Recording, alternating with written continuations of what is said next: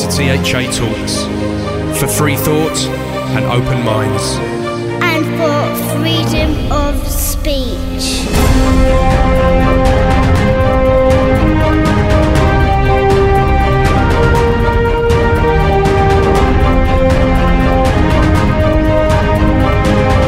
Hello, I'm Paul Obatelli and welcome to another edition of THA Talks, the alternative podcast show from the UK.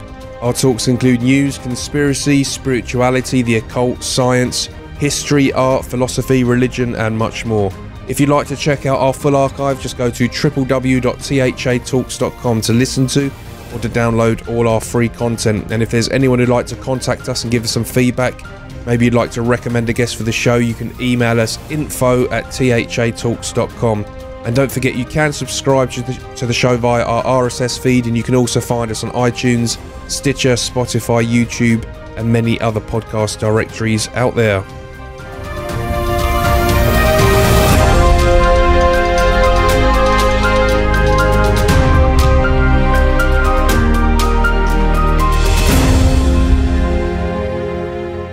Well, hello everyone, thanks for tuning in again. We've got John White back on the show with us, and you guessed it, we're going to be talking about Brexit. He'll be with us very soon.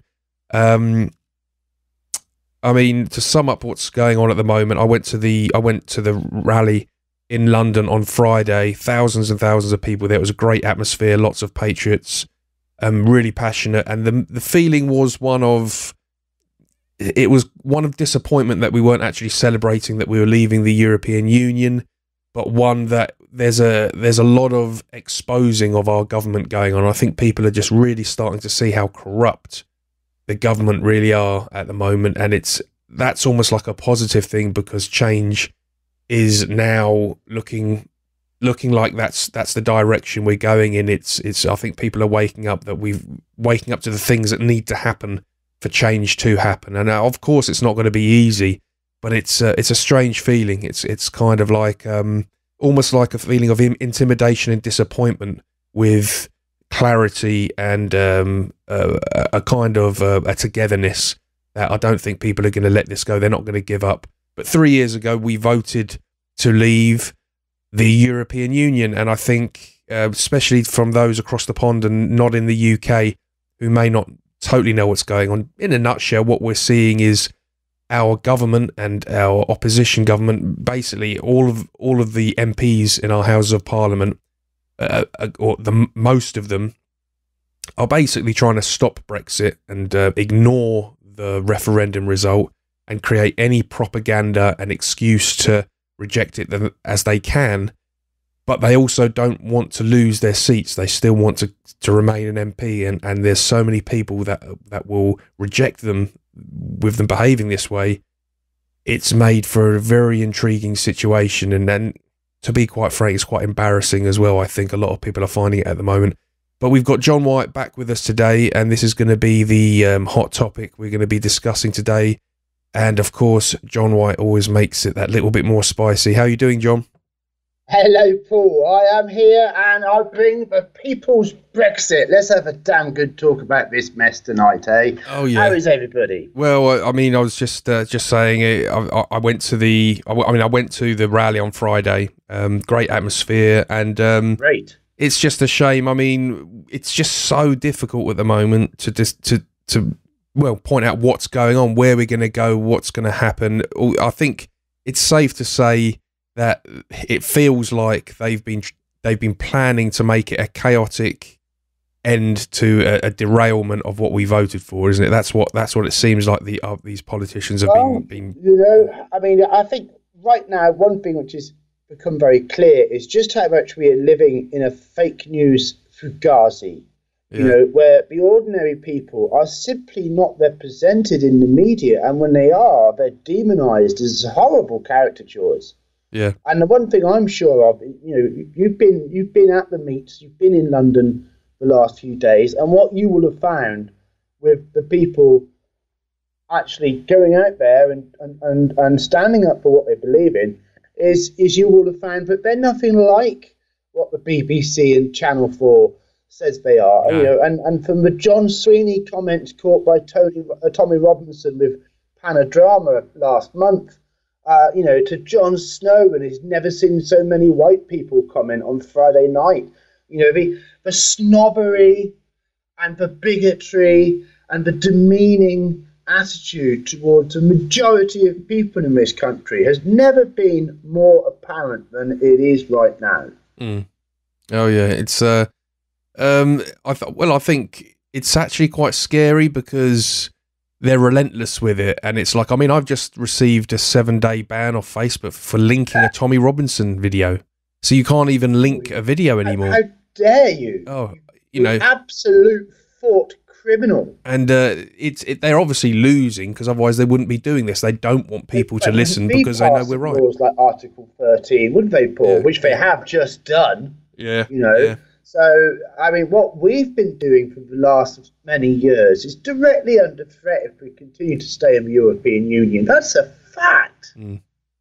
Yeah. So it does come to a point where it gets serious, and that's what now everybody is now feeling. I think perhaps activists, people like you and me, we feel that more keenly on an ongoing basis. But when the general public starts to realise that, I think there's two things. Really online. Absolutely, I think there's two things that I've noticed recently when having discussions with Remainers and Ramonas out there, basically, and it's basically that one, when we're talking about the EU, we're not only talking about how things are now or how things have been over the last 5 years, we're talking about the direction it's going in very clearly. Oh, absolutely. Absolutely. And secondly, I think it's not just about, I've just forgotten what it was, the second thing I'm going to go, it's just completely slipped from my mind. There you go, brain freeze.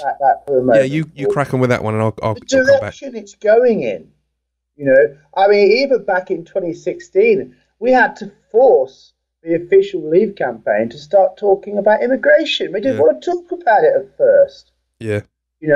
And that was just the bubbling tip of the iceberg issue.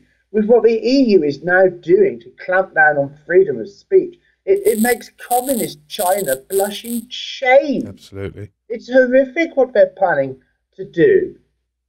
The threat to the very principles of a free society, free as long as you think like we want you to. That's the freedom that the EU is celebrating. That's right. And it's another Stalinist dawn if these people get their way. And it's just come back to me.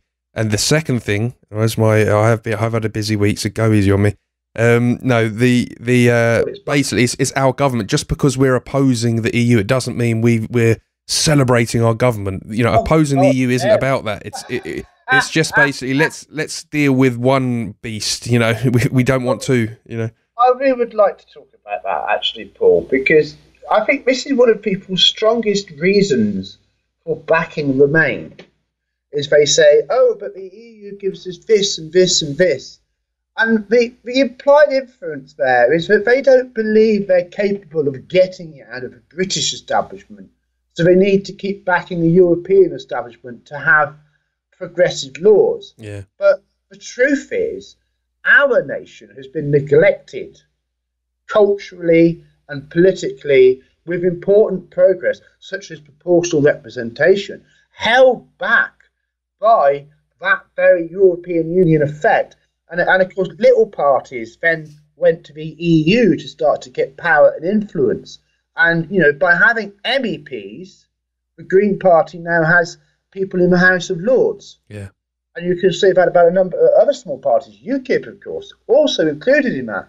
So there's been a very end-running subversive effect about the EU and resistance to the EU that really has isolated Westminster.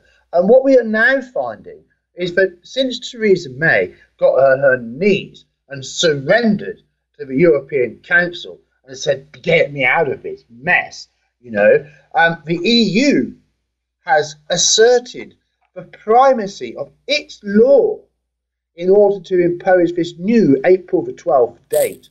Whereas we don't hear anything about that. This is justifying the whole reason we needed Brexit in the first place. It's not a lie, people. We don't have sovereignty while we're in the EU. It's been hidden, but now we've exposed that.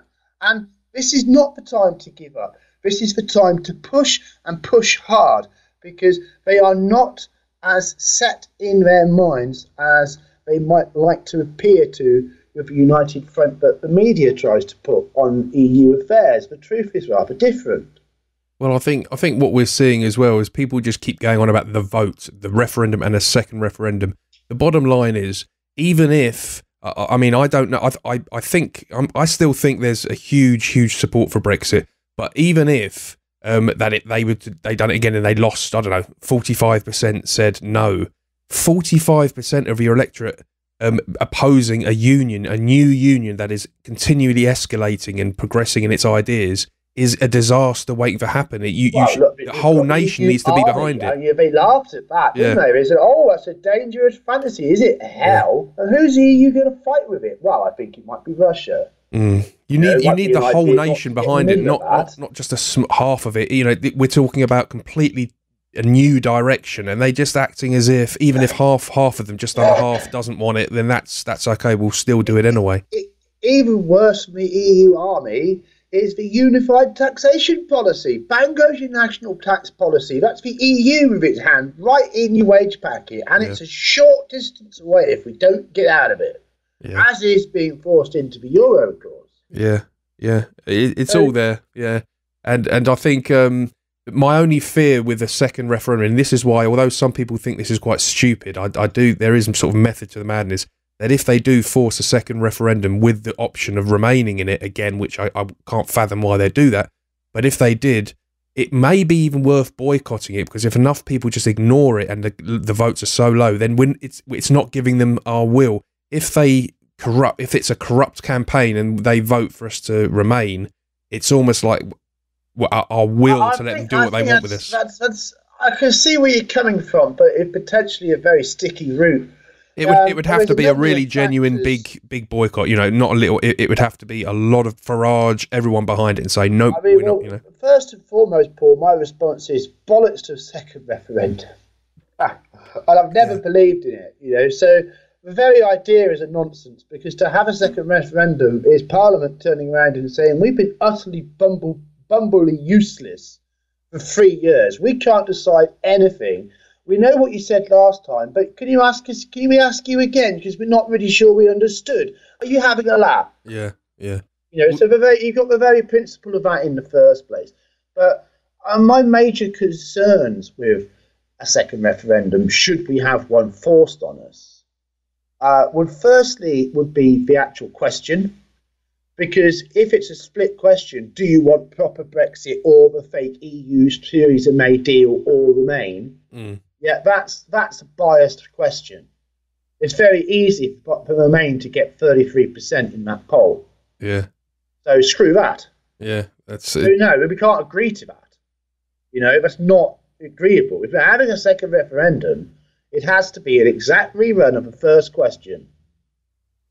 That's my response to that. As what is the point of it? If you're going to ask if you ask a different question, it's not a second referendum, it's a different referendum.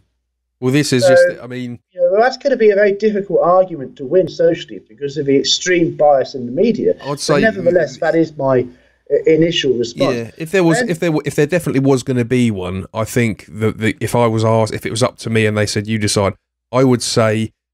leave WTO out, and then with the option of obviously negotiating a deal as and when the EU want to do one with us. And then the other option would be to have them delay so that we can continue to work a deal. There shouldn't be an option to remain. It should just be either leave now and get on with it, or 2 years delay. Got in mind, Paul. I mean, you know, if there wasn't going to be an option on remain, they wouldn't be pushing for a second referendum now, would they?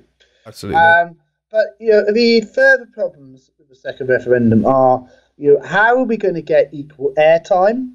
How are we going to get equal spending? The last time was a disaster. We've had foreign money pissing into the country, backing up all this Remain malarkey, whipping up division, whipping up hate. You know, hate against indigenous Britons for believing in self-determination, freedom and democracy, coming from people whose surnames, you know, like Soros, I think that's had a reverse effect. All the rest of them. How the heck is that ever going to be a fair referendum debate? Then we've got the problems with the count. Then we've got the problems with who's actually allowed to vote. You know they're going to want 16-year-olds. They probably want EU citizens voting in it this time. That's right, yeah. Oh, it's a complete non-starter, and I think it's time to put our foot down on this nonsense, to be honest, because that is a coward's choice. It's the MPs abdicating because they're totally unfit to do anything. I mean, this is what's got my goat for the last 2 or 3 months, really, Paul, is that I cannot understand these MPs. If they are for Remain, they should have voted for the withdrawal agreement deal because it's the best way to keep us close to the European Union as opposed to no deal. Instead, they've managed to create a situation where it's the EU itself having to consider kicking us out on the 12th of April. And I want to come to that because that is not an idle possibility. Well, especially with Salvini and Le Pen sitting back, absolutely. they might. I mean, it would be a big ask for them, but they've got the power to do it. I think, haven't they? Some of these people to put a veto in there, you know. Well, you know, I mean, the EU doesn't necessarily make friends with how it treats people now, does it, Paul? No. Well, this is Italy. I mean, look at that poor, benighted country. What it's had to put up with. And Hungary as well, being punished for not taking any of Merkel's guests. You know. Well, I think I'm not really pinning my hopes necessarily on one veto from one nation. I think that actually it's in the EU's own vested interests to damn well let us go while the going is good. Yeah. I mean, they've got there's a big argument can be made for that. Well, with the elections coming up, the EU elections, they're going to have not just Farage there, but a whole wave of new Brexiteers. Merry hell! Yeah. You know, and we will be deliberately sending in MEPs this time, not just to get Britain out, but to bring down the whole lot. You know, control demolition of the very structures of the EU itself. Because if we can't get through by fair democratic means, then we're going to have to try some foul ones, aren't we? Is it? I mean, I've just had a thought here now. Could it actually be a kind of a plot that's going on underground to actually keep us in eventually, and that will cause such a reaction that we'll send so much more MEPs in there, anti-EU MEPs, and they team up with the Italians, the French, the growing wave of anti-EU MEPs, and the plan is there's a plan to take it over. So, okay, you want an EU? We'll have the EU then, but we'll run the show. You know, if we're held prisoners against our will, if we are enslaved to the yoke of a foreign power, then we are quite entitled to use any or in all means, to address that. So some sort of hyper-complicated conspiracy to undermine the EU over decades, well, it might have to go that far. But I'd much rather we had a nice clean break now while it is still there to be won. And we have 12 days. Yeah, I mean, leaving would be good for the other. We could then extend an olive branch to other nations. But then we come back to the same old thing. At the end of the day, we've got a government that's, even if we leave, are going to bend over backwards and do whatever the EU says. The arguments that there are any issues caused by a hard Brexit which are insoluble is just a nonsense. In fact, just at the weekend, Donald Tusk put his fat mouth in it because he admitted there would be no border in a hard Brexit situation, talking about Northern Ireland. You know, because the fact is, but unless it's trade going in and out further into the EU from Ireland, there's no need for bloody check it anyway. Yeah, a lot of this is absolute panic. And the idea that people are going to have a hard border between Northern Ireland and the Republic of Ireland when they don't want one is just ridiculous. That's right. So, you know, that's always been a nonsense. A hard Brexit will solve the issues quickly because of market pragmatism. At the moment, it's the politicians who are failing, and it's the politicians who are in the way. And as far as the British politicians are concerned, they are all now irrelevant. It's the EU that matters, and it's the EU we need to bring pressure against. Yeah, that's right. That's how this has come, isn't it? That we're literally hoping that the EU are fed up with us and say, look, just go, and we say thank you. Well, you know me, Paul. I believe in incentivising. Yes, I do entertain the hope, but I like certainty a lot better than hope. Yeah. You know, hope is at best cold porridge for your breakfast. You know, I like a hearty fry up. You know, so you know, I believe in pushing the EU, and of course that is what I have been part of doing, is creating a new campaign to do just that. Well, that's what it's about, isn't it? It's about not giving up. And I hear from so many people, oh, I'm so tired of hearing about it and this and that. I know exactly where they're coming from, but at the same time, sorry, this is a battle, and we've got to stick it out. We've got to stand our ground. We could be as tired as we like. We've lost our freedom. Yeah. You know, we could feel as much inu as we care to. You know. Going around lives where we've lost the ability to fundamentally change the situation we're forced to live in. Well, once the EU starts putting legislation on how we wipe our backside, then I think they might start regretting it. You know, what we speak and what we think, and what we can do. We are way too far down that road. And while the world is turning towards freedom, and while there is worldwide movements for to make Earth great again. And while where we go one, we go all. We still have to deal with the issues right here in front of us, right now in the United Kingdom. And that means that we have to push now. We have to push hard. And the Brexiteers have been patient and have been tolerant. But one of the things which is really stands out here, Paul, is that we have been patient, we have been tolerant, and then at the very last minute they whipped away the rules upon which they had gained that patience and tolerance from us. That's right, and betrayed us. Yeah. So, you know, we have to respond to that, but it's also the trap of being incited by this, you know, to becoming some sort of radicalised mob that they can easily target and demonise. Yeah. But, you know, I mean, look at what's happening in the EU at the moment. I mean, the French government, for heaven's sake, you know, it's actually used chemical weapons on its own people, Paul. Right, yeah, I've seen some. I mean, these experimental tear gas deployment system, which deploys tear gas, super strong tear gas, in a 200-meter square kind of a 200-meter kind of area. Yeah. And if I'm not mistaken, a lot of people, when they see the footage with the yellow dress, they think, oh, they're violent. Look what they've done, cars burning and this and that.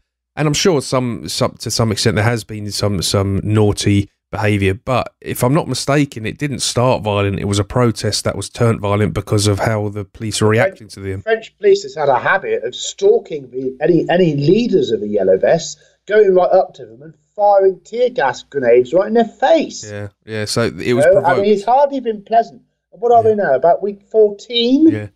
It was basically, it's starting to get seriously embarrassing to Macron. Well, for the French, the general election can't come quick enough, can it? And this is what happens when you buy in the propaganda. 3 years, according to their constitution. Yeah, it's what happens when you buy into the propaganda that if you vote for this person, you're a Nazi or you're a racist, and for people feel intimidated for supporting those kind of groups. Look, and this is what happens. I will never believe that was a straight election that put that little popped up Popinjay in power. Yeah, I mean, I'm sure corruption. I'm just putting that out there. Yeah, I mean, we've seen it in America with Trump.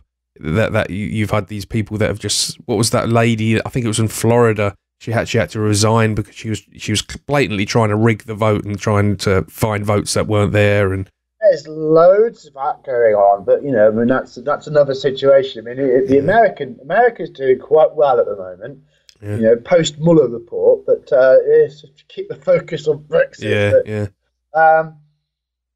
So, well, shall I go on and talk about what I've been up to since Friday? Please. I mean, so obviously we're encouraging people not to give up and to stand their ground. Right. You know, keep your heads on your shoulders, keep diplomatic, but keep working hard. And of course, Aslan's army is doing just that. So let's hear about it. Well, Aslan's army, yes, we have founded a whole new campaign. It's called The People's Brexit. And we went live at 2300 on Friday the 29th. So when it was absolutely clear that the British government was not going to deliver Brexit by any way, the clock had expired on the deadline they set with us, we've initiated this campaign. Now, the first thing is that there is a change.org link. Now, yes, it's a petition, but no, it's not a petition. It's a notice. So we're not getting on our knees and begging the EU to please nicely do something for us, like people normally do with a petition. We are using the change.org mechanism to put our signatures to a declaration, a notice. Yeah. And we are noticing the EU of one very important fundamental fact above all others. We are not their citizens. We refuse, we revoke, we do not consent, we do not comply. So we're serving notice on the EU that we are instigating the people's Brexit now. And on that basis, we're then going forwards, and with the short-term objective being the window of opportunity that we might get the EU to kick us out, we are pushing the EU hard to do just that. And getting at the key people, doing open letters to be mass tweeted to the individuals concerned, on top of a change.org link. And in the petition itself, there's a set of instructions. There's a whole list of Twitter accounts to tweet the petition to.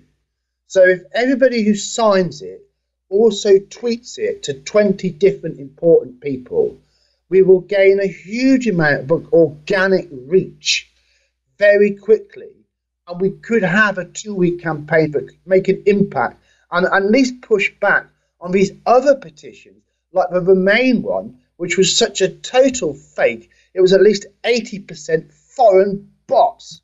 That's it. Well, I put it to the test because there was one that I'd already signed, and I just put some different names with a different email address on it, and it went through, and I'm like, oh. And I even asked some of my relatives, can I sign you? And I did on a different email, and they said, yeah, and there you go.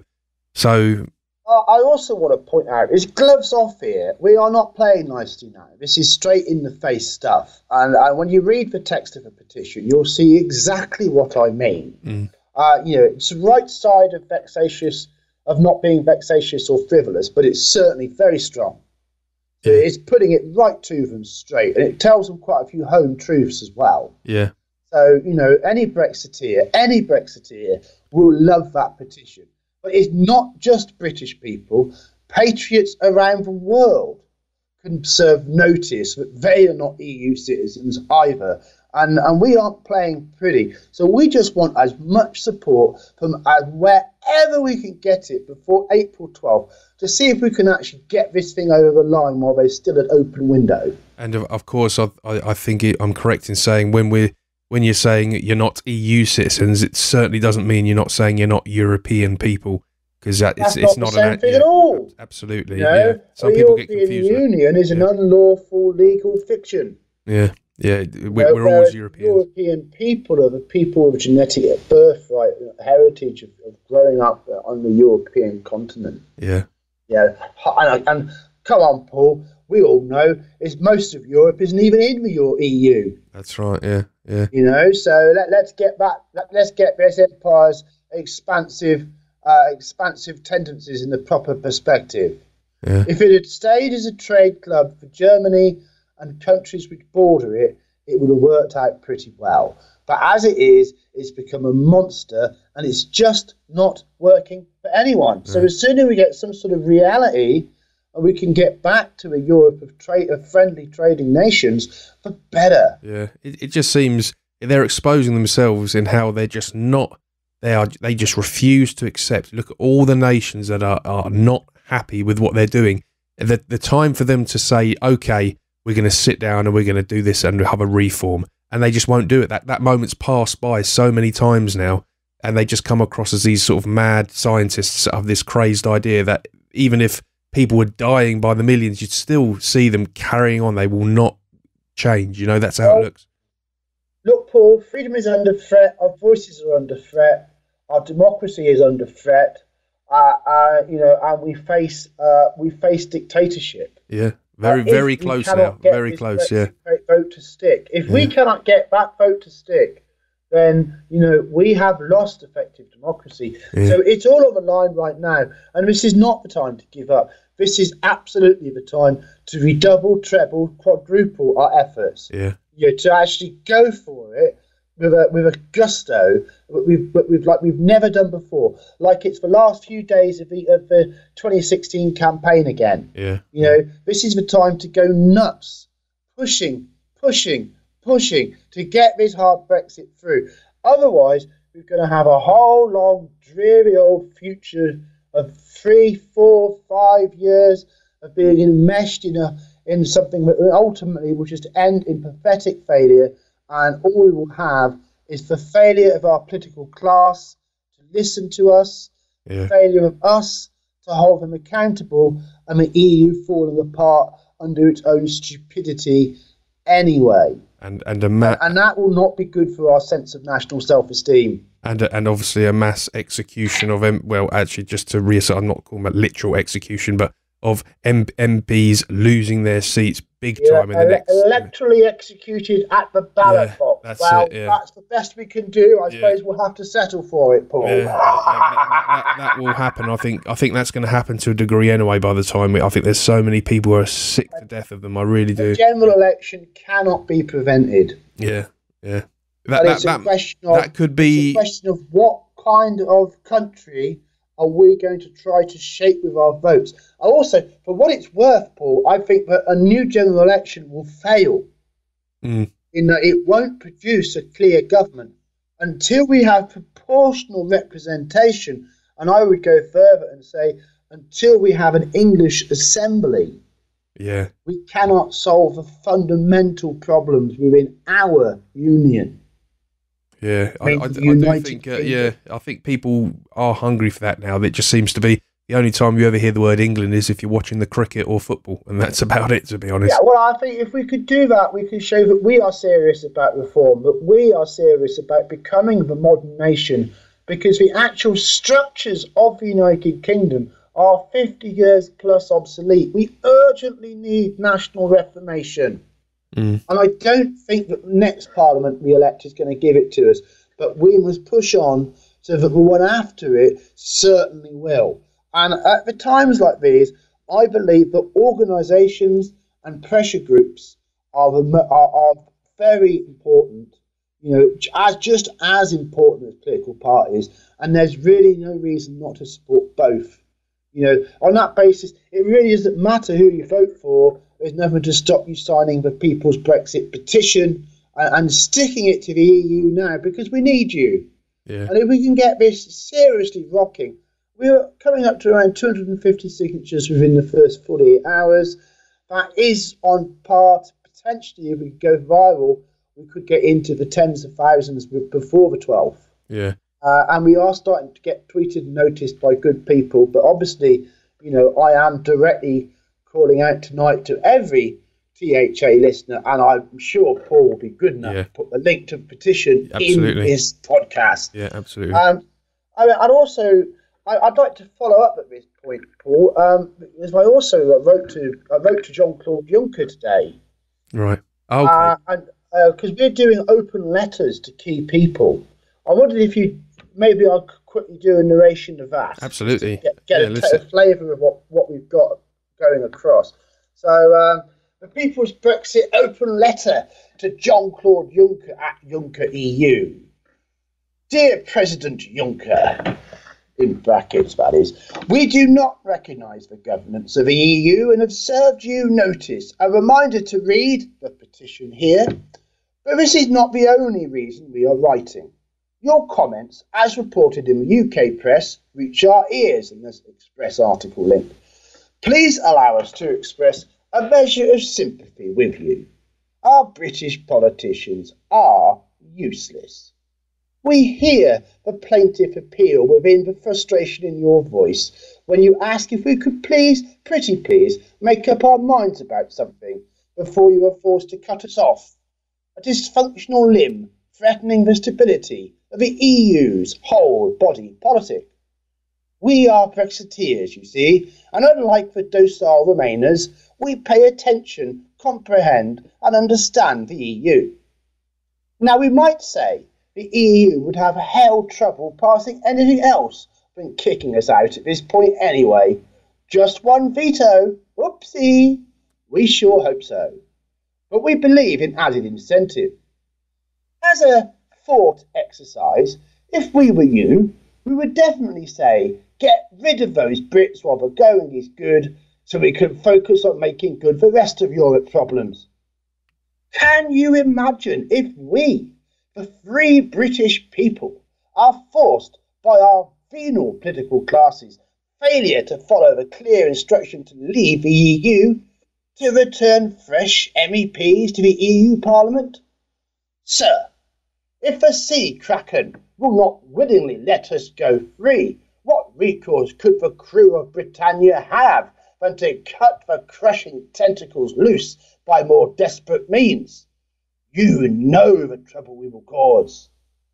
Think of the market instability, the paralysed administrative processes, the wrecking amendments and sheer bloody-minded belligerence, bringing the EU to a standstill.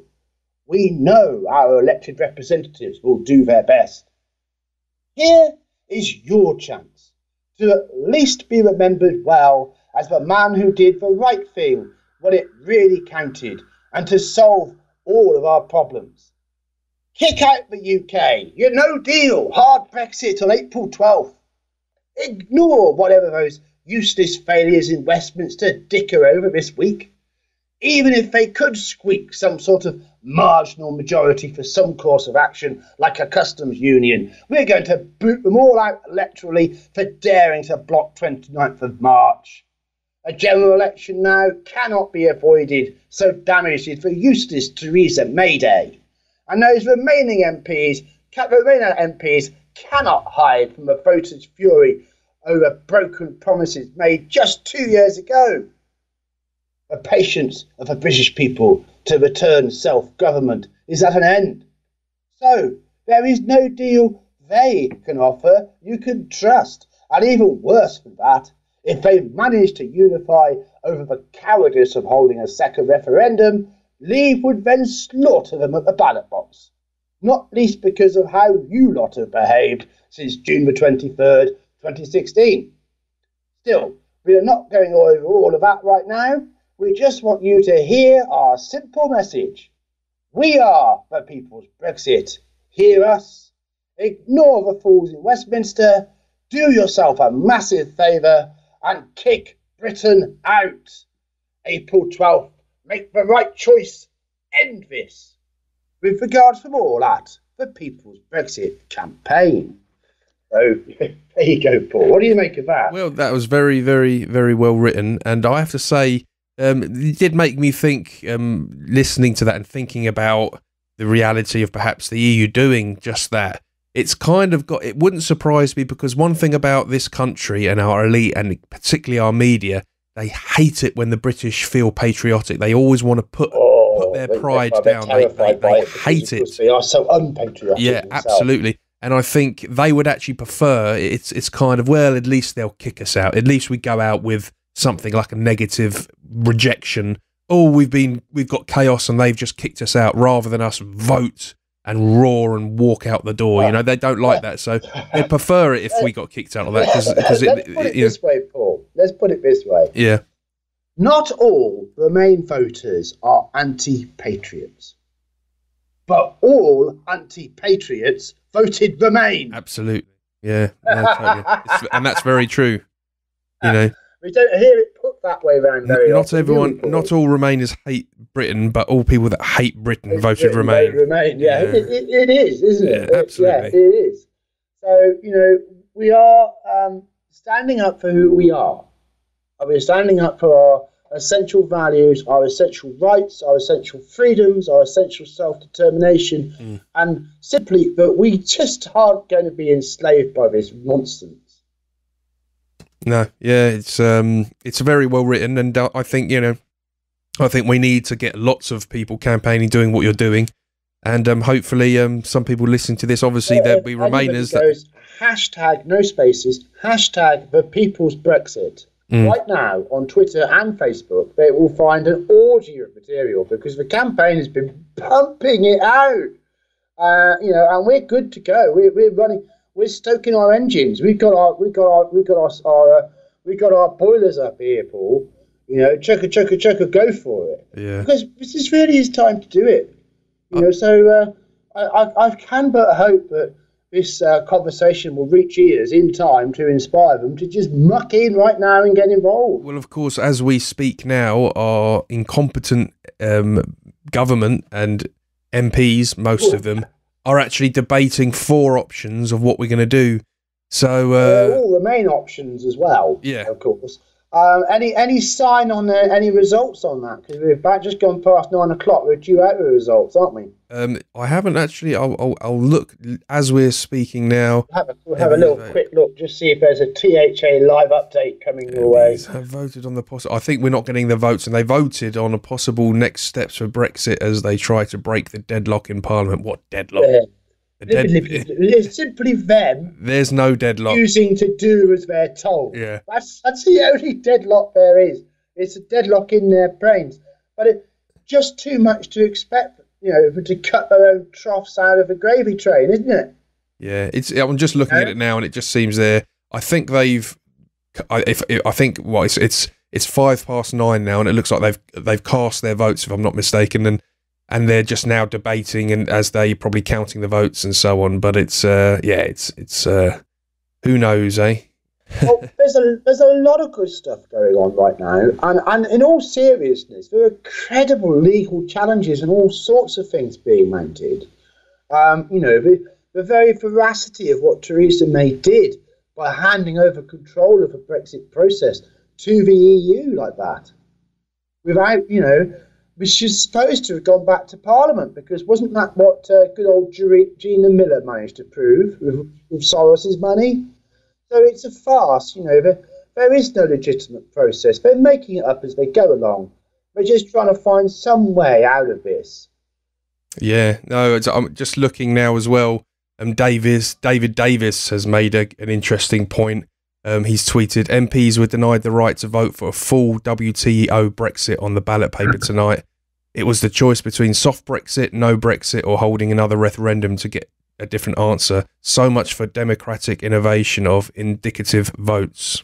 Yeah, I mean, so much for Westminster, so much for them. Who are these people anyway? Yeah. It's a long time. It's a long time since it was the chamber of Britain's best and brightest. These people are the system servers. These people do degrees in politics and economics and go straight into the party system. They're getting parachuted in. And when it comes to making their own decisions, they really are so ignorant. It's horrifying. Because this is one of the worst things about Remainers, Paul. I'm going to have a little rant here. But I look at the EU. I study the EU. I understand the EU's perspectives. I understand how much there are powerful factions inside the EU that don't want to let Britain remain at any cost, because they're hoping that Britain leaving will create a shift in the power structure that will give them more say. And they're not going to let that go. But so often, with how Remainers view the EU, it's so condescending. It's so up its own bum. It's so snobbish. Well, they don't think that it's going to change. They don't. It's almost like they don't see what's changing, and I think Brexiteers can just see the change, and they're thinking, no, we don't want more of this. Whereas the Remainers don't seem to see it, unless they're just ignoring it. When was the last time you saw a British Remain voter celebrating the freedom to work around Europe that the EU gives them? Yeah. They're not interested in that. Yeah. No, they want cheap labour to come here and make their coffee and wipe their elderly parents' bottoms for them. Yeah, it's imperial, isn't it? But they don't want to have to do those things. If you suggested to them that they might have to go and work in the EU, learn second or third languages, they're horrified by the very notion. They are the worst Little Englanders. Yeah. Because they're the Little Englanders who think they're the trendy hip set, and they're not. No, it's very close-minded, bigoted people. Yeah. And we see it when the mask slips, like it did with Jon Snow on Friday night. Yeah. Oh, yeah. Yeah. As if he was shocked that there was a lot of white people in Britain. Fancy that, eh? Or you've got the kids are frankly brainwashed, or you've got they're going on the career path. They've had their university indoctrination. They're junior, and they don't want to rock the boat, and they want to look like they get along, or they're a bit more senior, and they're getting all the gravy and the cream, and they don't want it to stop, So it's the EU is an insidious organisation which has bribed itself support, but in the ultimate irony here, from a class of bigots in the United Kingdom that don't actually understand it. Yeah. Isn't that shocking, really? This is it, the frustrating thing. They keep implying that And then the Brexiteers lies. don't understand. Oh, God, the lies. Yeah, they don't understand. 1 million march in London. Did they hell? We've got professional analysis of that. Full fact analysed that march, Paul, and full fact put it top end 400,000, 320,000 to top end 400,000. But how often has the BBC, ITV, Sky News repeated 1 million, 1 million, 1 million? That's right. Even Donald Tusk repeated 1 million, 1 million, 1 million. Yeah, that's right. We've had this barrage, this whole campaign, this illusion of lies. But the reality is, if we don't have democracy in this country isn't governable by a British Parliament, let alone the European one. Yeah.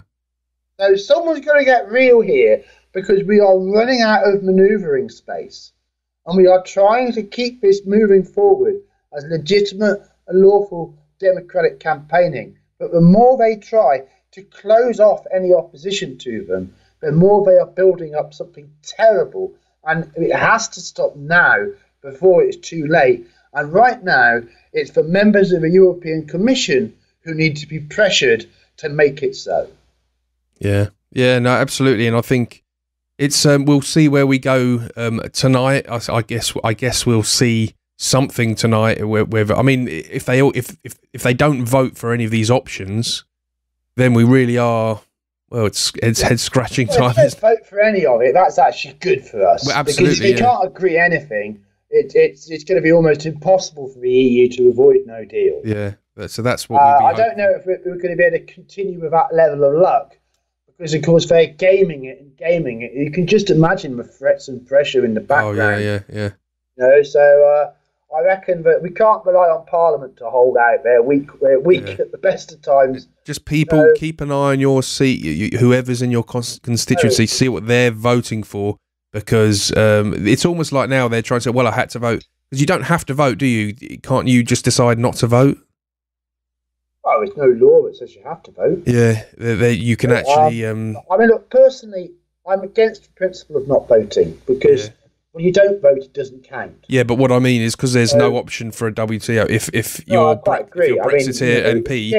If you get into a second referendum nightmare, then, I just don't know at the moment, Paul. Yeah. I just don't know. Those choices become quite difficult. But, let's not have a second referendum. There's a winning idea. Yeah. Let's not do it. Wouldn't trust because it. there isn't.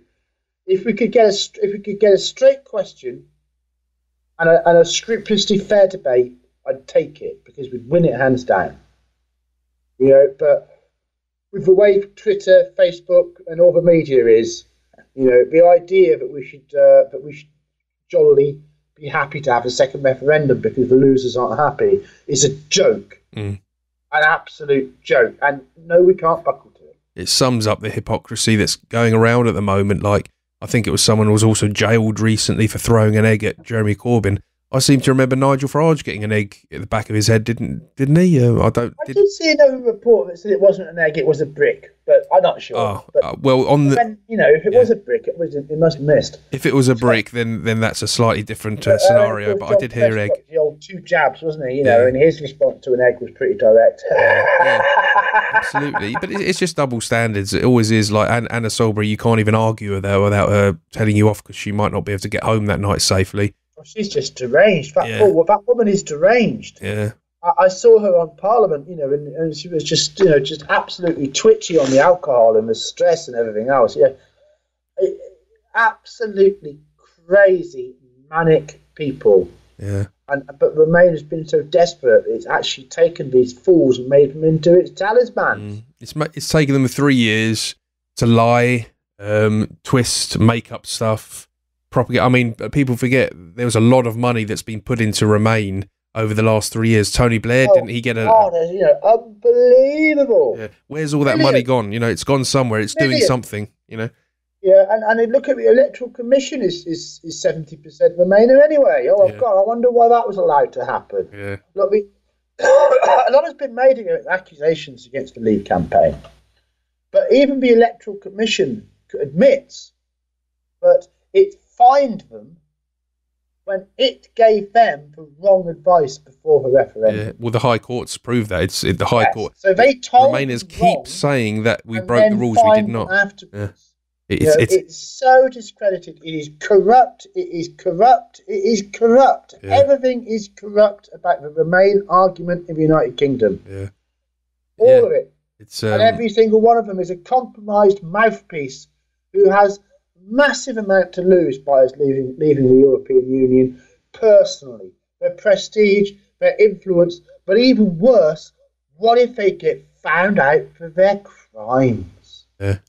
Well, the thing is, it's even if we stay now, there's going to be no glory in it. People are still going to be unhappy. People are still going to be campaigning to leave, and the people that did it are going to basically be exposed as completely corrupt and didn't respect the referendum.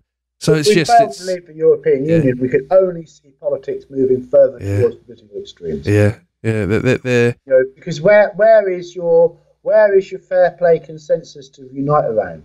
Yeah. It's been destroyed. Yeah. It's been destroyed. They showed that when it suited them, they decided they knew better than us. So Parliament has wrecked itself. Parliament can't even begin to repair its reputation until the majority of these people are thrown out the building. Yeah, there's no getting away. There's no getting around that. Domestically, we are undergoing a revolution. We just need to do our bit as much as we possibly can to keep it a lawful and peaceful one. But they're not making it easy now, are they, Paul? No, and I think what you're doing is good. Even anyone out there, any little bit you do helps. Even if you're working, you might not want to put your face out there and put yourself out there politically. Just anything you do, retweet it. Get out on a forum and debate on something. Just get out there and make an effort and just rally the troops. Obviously John's got a campaign going, and that's fantastic. We are at about that time, John. So anything else you'd like to add for that campaign? Well, we're going to go straight for the basics, I think, Paul. We need to go to the People's Brexit Facebook page, the People's Brexit Facebook group. Get involved in the group chat of the group. The Brexit Peoples at Brexit Peoples, the People's Brexit on Twitter. And just start getting into this, getting into the content, give it some help. Whatever else you do, whether you're for UKIP or for Britain or for the Tory Party or whatever kind of Brexiteer you are, if you're a Green Leaver, if you're a Labour Leaver, whatever type of Brexiteer you are, we are not left and right. We are right from wrong, and we want us out of the EU. So give us your support. And thank you, Paul, for your time tonight, as always. No, thank you for coming on again, and I'm sure you'll be back with us again soon. And Aslan's army is also going nowhere at all. Absolutely, we're going to go and chill out and probably listen to how more embarrassment from our MPs, and next time we'll have lots more to talk about. So thanks. Whatever they claim to have agreed, if they claim to have agreed anything, God help the EU if they're stupid enough to believe them, because we will not be letting them deliver it. That's the spirit. Thanks for everyone for tuning in, and thanks again, John. Until next time, we'll be seeing you. Bye. Bye-bye.